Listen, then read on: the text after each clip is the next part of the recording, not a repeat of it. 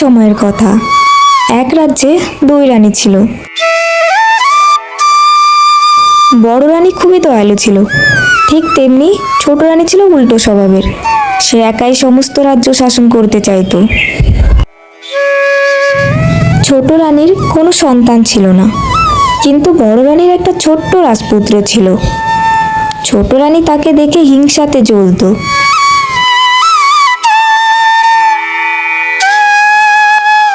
একে যেভাবে হোক এখান থেকে সরাতেই হবে।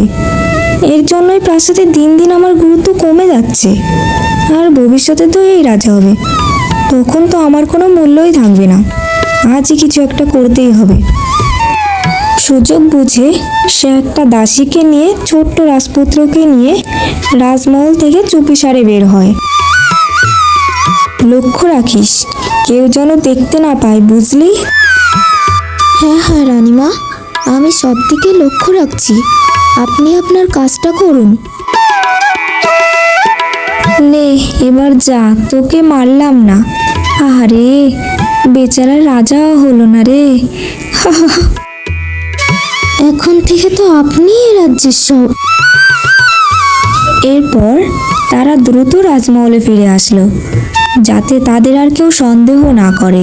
রানীমা, চলুন এবার গিয়ে দেখি বড় রানীর কি হাল। এ কি, আমার ছেলে তো এখানেই ছিল, কোথায় গেল? আমি এখনই কি করি? রাজামশাই, রাজামশাই! কি হয়েছে? কাঁদছো কেন? সর্বনাশ হয়ে গেছে, আমাদের রাজকুমারকে কোথাও খুঁজে পাওয়া যাচ্ছে না। কি করো? কোথায় থাকো? ছেলেটাকে সাবধানে রাখতে পারলে না? এক্ষুনি এখান থেকে বেরিয়ে যাও। আমি এখন কোথায় যাব? আমায় তাড়িয়ে দেবেন না? আমি ওসব জানি না। যেদিন তুমি আমার ছেলেকে খুঁজে পাবে সেই দিনই ওই মুখ আমাকে দেখাবে। যাও, গিয়ে ওই বাগান বাড়িতে ওই কুড়ে ঘরে গিয়ে থাকো। তুমি আমাদের রাজকুমারকে কোথায় হারিয়ে ফেললে? হায় হায়, আমাদের রাজকুমার কোথায় হারিয়ে গেল রে? বড় রানী প্রাসাদ ত্যাগ করে তার সাজগোজ ছেড়ে চলল সেই বাগান বাড়ির কুড়ের দিকে।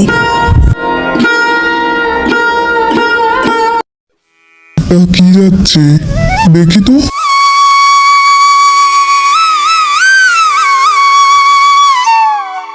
এ কি, এত ছোট্ট বাচ্চাকে এভাবে নদীতে কোন মানুষ ফেলেছে? এই বলে সে বাচ্চাটিকে নিয়ে তার বাড়ির উদ্দেশ্যে রওনা দিল। এমনি, এই দেখো। এত ছোট বাচ্চা তুমি কোথায় পেলে? কি সুন্দর, আমাকে দাও। নদীতে। কি, নদীতে? কি খারাপ মানুষ, এত সুন্দর বাচ্চাকে নদীতে ফেলে দিয়েছে। শোনো না, আজ থেকে আমাদেরই সন্তান, এ আমাদের কাছেই থাকবে। ঠিক আছে। আমার ছেলেকে কে চুরি করলো? আমি এখন ওকে কোথায় পাবো? আমার আমার বাঁচতে ইচ্ছে করে না, ওর থেকে আমার মরে যাওয়াই ভালো। জানি না, জানি না আমার ছেলে কোথায় আছে। জানি না আমি ওকে কোনোদিন খুঁজে পাবো কিনা। হঠাৎ জল থেকে কে যেন বলে উঠল, চিন্তা করিস না, ও ঠিক 20 বছর পর তোর কাছে ফিরে আসবে।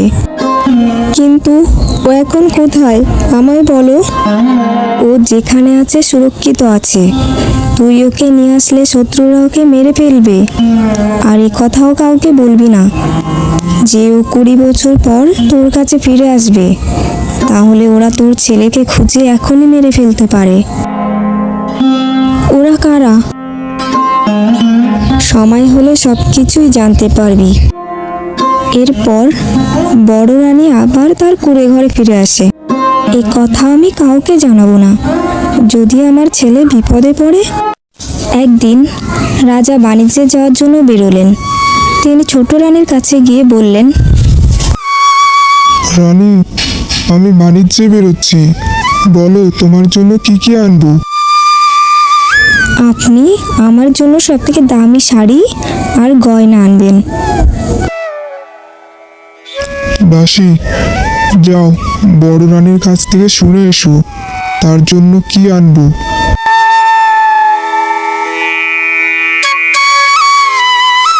রাজামশাই বাণিজ্যে যাচ্ছে, তিনি আমাকে পাঠালেন। তিনি আপনার জন্য কি আনবেন? তুমি ওনাকে বলে দিও আমার কিছু লাগবে না, এটাই চাই, তিনি শুধু ভালোভাবে ফিরে আসুন। রাজা ওদিকে বাণিজ্যের জন্য বেরিয়ে পড়ল। ওদিকে রাজকুমারও ধীরে ধীরে কিছুটা বড় হয়ে উঠেছে। সে বুদ্ধি বলে অন্য ছেলেদের তুলনায় পারদর্শী, সবাই তাকে ভালোবাসে। সে অন্যান্য ছেলেদের সঙ্গে খেলা করছিল, তখন একটি ছেলে পাশে বসেছিল। তখনই হঠাৎ একটা সাপ আসে। মহেন্দ্র তাড়াতাড়ি ছুটে গিয়ে সাপটিকে ধরে জঙ্গলের দিকে ছুঁড়ে ফেলল। সবাই তার সাহসের প্রশংসা করতে থাকলো। এদিকে আয়।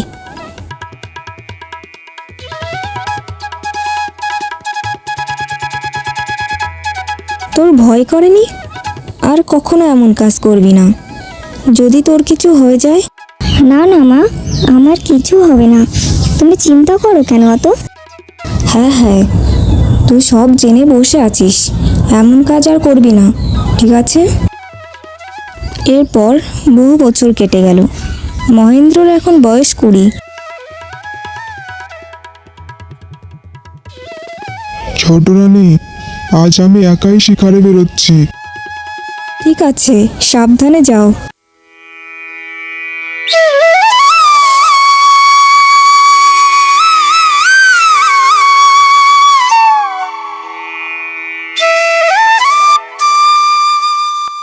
আজ তো কোনো পশু পাখির পাত্তাই নেই, কোথায় গেল সব? ওদিকে মহেন্দ্র ওই জঙ্গল দিয়ে ঘুরে বেড়াচ্ছিল। হঠাৎ করে রাজা অসুস্থ হয়ে পড়ে। ওদিকে কে ওটা ওভাবে পড়ে আছে? কাছে গিয়ে দেখি তো।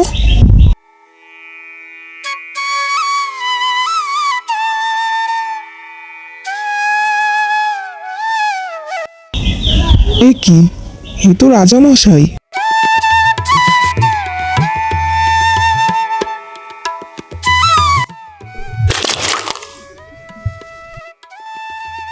কে তুমি? আমার জীবন বাঁচালে, তোমাকে ধন্যবাদ আমাকে সুস্থ করার জন্য। বলো, তুমি কি চাও? আমি কিছুই চাই না। এটা বললে তো হচ্ছে না, তুমি আমাকে বাঁচালে আর আমি তোমাকে খালি হাতে ফিরিয়ে দেব? ঠিক আছে, চলো আমার সাথে, তোমাকে নিয়ে যাব আমি। কিন্তু কোনো কিন্তু নয়, আমার কোনো সন্তান নেই, আজ থেকে তুমিই আমার ছেলের। আমার কথা শোনো, আমার সঙ্গে চলো।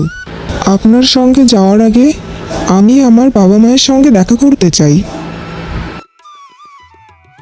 বাবা, তুই চলে গেলে আমরা কিভাবে থাকবো? ওকে যেতে দাও, আমাদের কাছে থাকলে ওর ভবিষ্যৎ এখনকার মতোই থাকবে। তার থেকে ভালো ও রাজপ্রাসাদে গিয়ে নিজের কাজে দেশের সেবা স্বনির্ভর হোক। মা, বাবা, আমি তোমাদের কাছে মাঝে মাঝে আসবো, তোমরা দুঃখ করো না।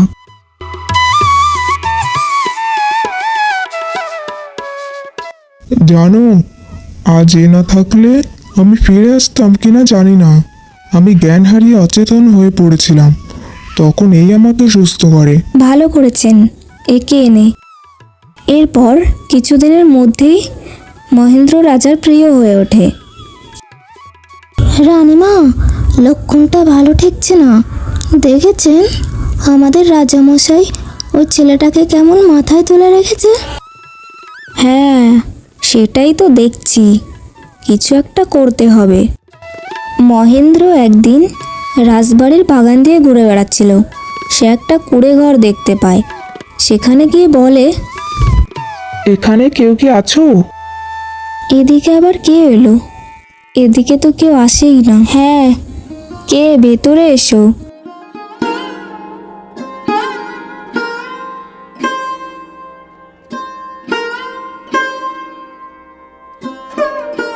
কে তুমি বাবা? আমার কাছে এসো। তুমি কাঁদছো কেন? আমার যেন একটা ছেলে ছিল, ছোটবেলায় কে যেন তাকে চুরি করে নিয়ে গিয়েছিল। ও তোমার মতোই হয়েছে মনে হয়। কিন্তু তুমি কে? আর রাজপ্রাসাদ ছেড়ে তুমি এখানে থাকো কেন? আমি বড় রানী। আমার ছেলে হারিয়ে যাওয়ার পর থেকে আমি এখানেই থাকি। রাজপ্রাসাদে থাকতে আমার ভালো লাগে না। তুমি আসবে তো আবার? হ্যাঁ, আমি আবার আসবো। আমি এখন যাই তবে। একদিন তার বাবা মায়ের জন্য মন কেমন করছিল। সে গিয়ে বসে রইল নদীর ঘাটে। সে আপন মনে ফিসফিস করে বলছিল, আমার বাবা কাট কাটতো আর মা সবসময়ই বলতো তুই একদিন অনেক বড় হবি। ঠিক তখনই নদীর জল কেঁপে ওঠে।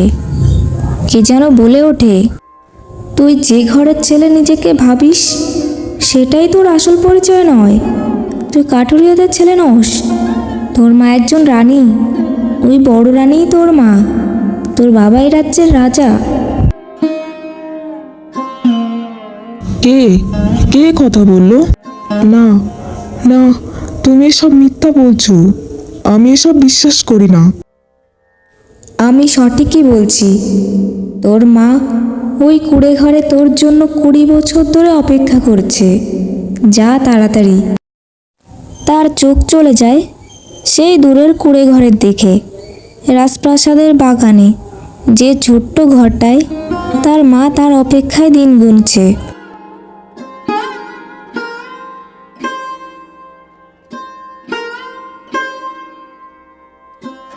মা, আমি তোমার হারিয়ে যাওয়া ছেলে। আমাকে নদীতে ভাসিয়ে দেওয়া হয়েছিল। এক কাঠুরিয়া পরিবারে আমি বড় হয়েছি। আজ ওই নদীর অদৃশ্য বাণী থেকে আমি জানতে পারলাম তুমি আমার মা। এই তো তোর সেই হাতের চিহ্নটা, যেটা তোর জন্ম থেকেই ছিল। দুজনে অনেকক্ষণ ধরে কাঁদতে থাকে।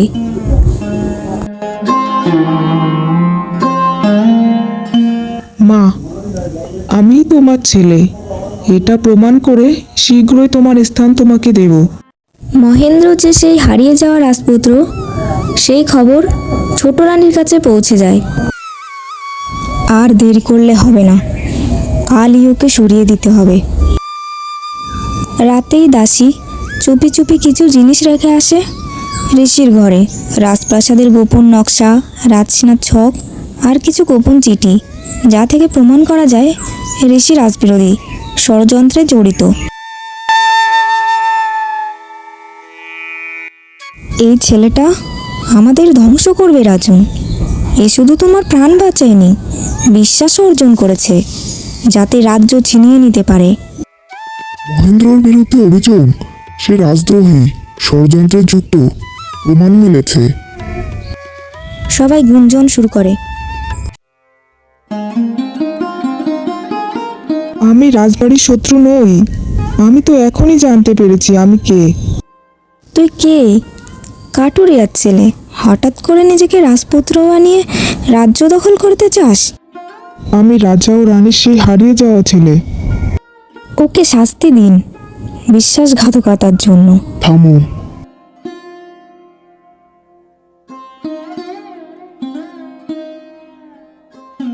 থামো তোমরা।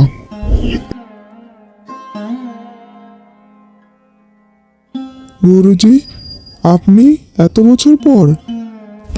হ্যাঁ রাজন, আমাকে আসতেই হলো। আমি এতদিন চুপ করেছিলাম কারণ মহেন্দ্র বেঁচে আছে। এটা যদি ছোট রানী জানতে পারতেন, তাহলে তারা যেভাবে নদীতে ভাসিয়েছিল সেভাবে কোনো না কোনো ফন্দি এঁটে তাকে মেরে ফেলতো। মহেন্দ্রই সেই রাজপুত্র। জন্মের সময় আমি নিজ হাতে তাকে আশীর্বাদ দিয়েছিলাম।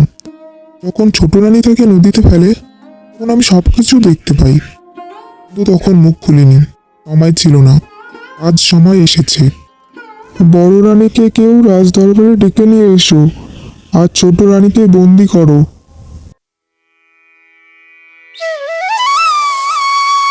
রাজামশাই, মহেন্দ্রই আমাদের সেই হারিয়ে যাওয়া সন্তান।